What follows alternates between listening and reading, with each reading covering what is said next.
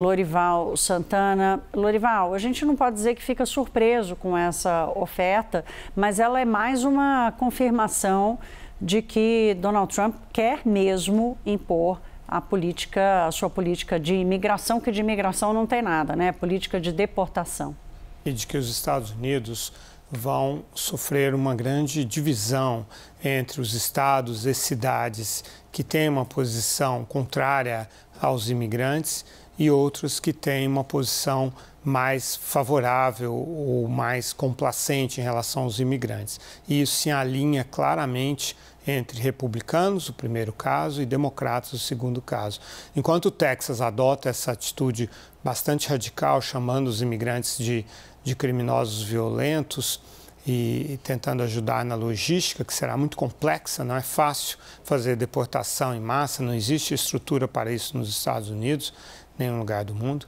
Também existem as cidades que são chamadas de santuários, cidades que estão se preparando para não obedecer às ordens do governo federal de deportar os imigrantes e protegê-los. E são todas cidades administradas por democratas. E são algumas das principais cidades dos Estados Unidos: Nova York, Boston, Los Angeles, São Francisco, Baltimore, Chicago, algumas das grandes cidades mais emblemáticas dos Estados Unidos, porque das 100 cidades americanas, maiores cidades americanas, 63 são administradas por democratas e têm essa atitude em relação aos imigrantes. E o Trump está preparando uma série de medidas para enfrentar esses chamados santuários.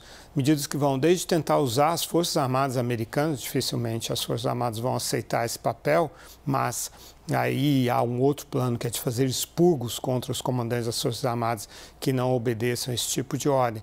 Mas também tentar no Congresso, onde ele terá maioria na Câmara e no Senado, passar leis que obriguem essas cidades a obedecer às ordens do governo federal no que tange à imigração. Também fazer uma ordem, um decreto presidencial, uma ordem executiva também nessa mesma direção, reforçar os agentes de imigração nessas cidades.